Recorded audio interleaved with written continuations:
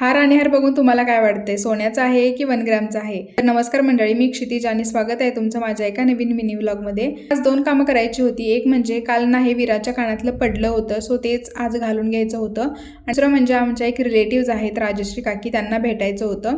कोणत्याही गाडीमध्ये बसलं ना विराची एक्साइटमेंट ही अशी असते.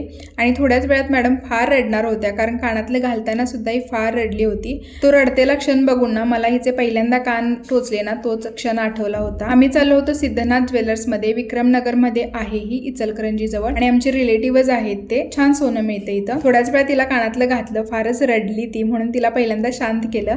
आणि अजून भावाचे लग्न जरी ठरलं नसेल ना तरी मम्मी इथं काही सोन्याच्या व्हरायटीज बघत होती.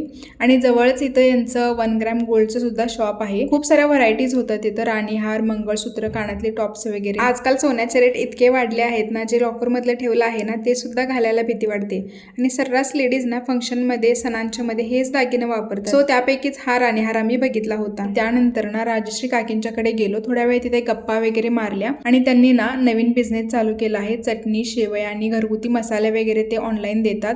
आणि येताना ना मला सुद्धा त्यांनी एक पॅकेट दिलं होतं की यूज करून बघ म्हणून कसं आहे. सो असा होता आजचा दिवस. व्हिडिओ आवडला असेल तर लाईक, शेअर आणि सबस्क्राईब. भेटूया नेक्स्ट व्हिडिओमध्ये.